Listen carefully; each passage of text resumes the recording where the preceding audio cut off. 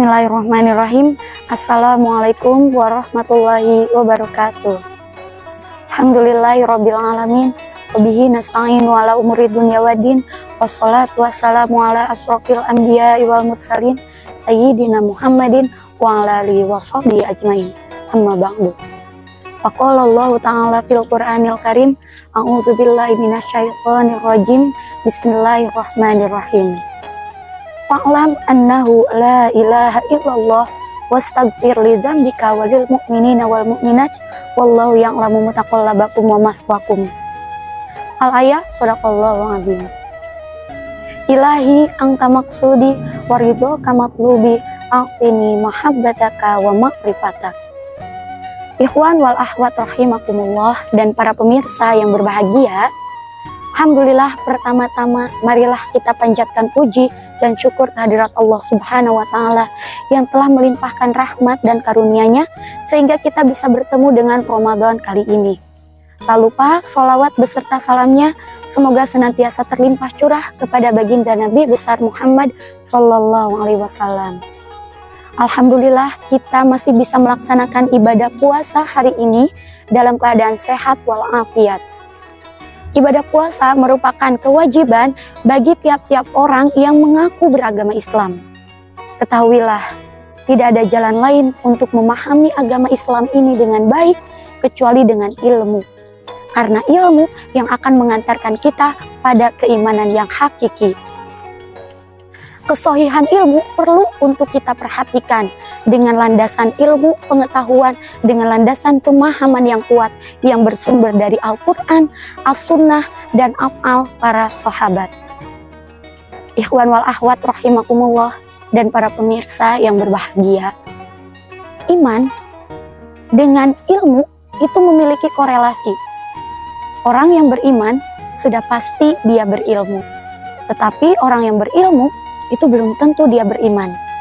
Karena orang beriman pasti konsekuen dengan ilmunya, sementara orang yang berilmu saja itu tidak konsekuen dengan ilmunya.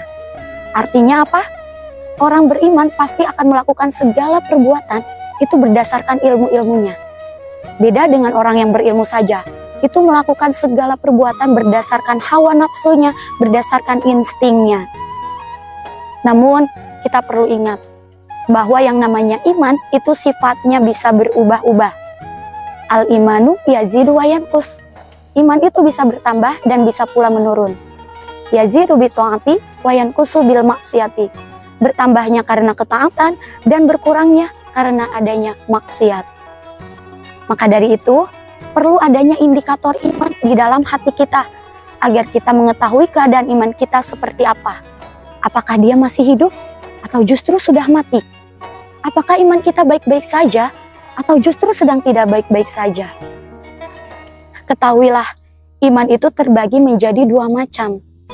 Ada iman iz'ani dan ada iman suri. Iman iz'ani adalah iman yang berlandaskan pada ketundukan jiwanya, sehingga melahirkan kebenaran dari dalam isi hati dan melakukan ketaatan dalam amal-amalannya. Innamal mu'minuna alladzina amanu billahi wa rasuli. Sungguhnya orang mukmin yang benar adalah mereka yang beriman kepada Allah dan Rasul-Nya. Semalam yartabu, kemudian mereka tidak ragu-ragu. Wajahadu bi amwalihim wa anfusihim fisabilillah. Dan mereka berjihad dengan harta dan jiwanya di jalan Allah. Ulaika humus shadiqun. Dan mereka itulah orang yang benar. Kemudian iman yang kedua, iman suri. Iman suri merupakan iman yang tidak berlandasan pada ketundukan hati maupun jiwanya dan tidak mau beramal.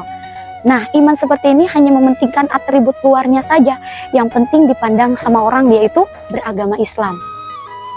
Wa inhum ummiyuna la ya'lamunal kitab.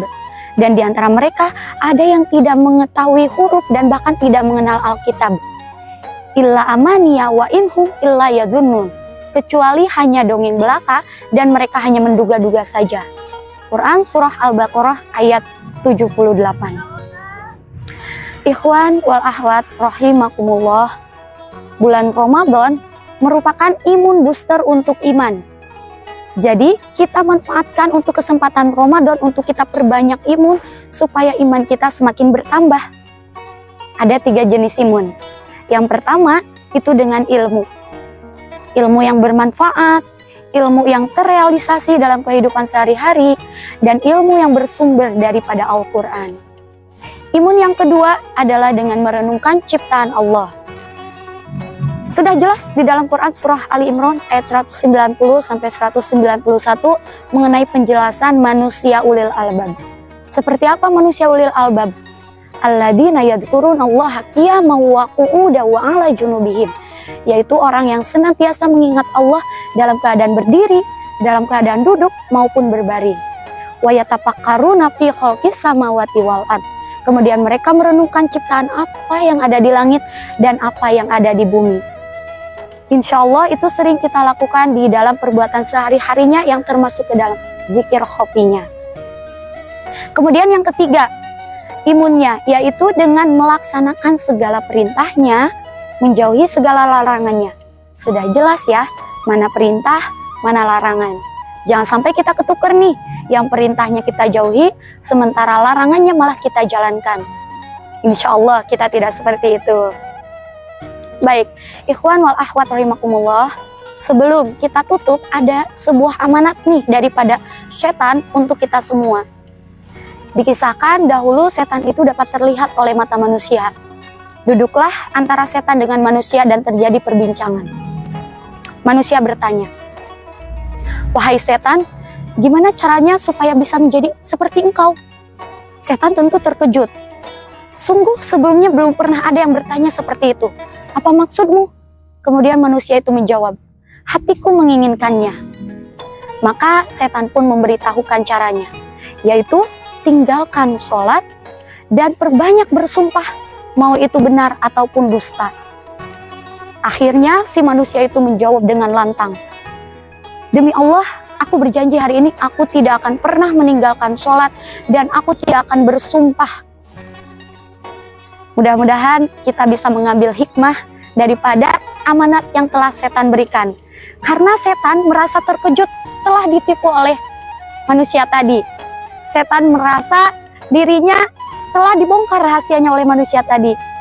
Akhirul kalam, billahi taufiq wal hidayah. Wassalamualaikum warahmatullahi wabarakatuh.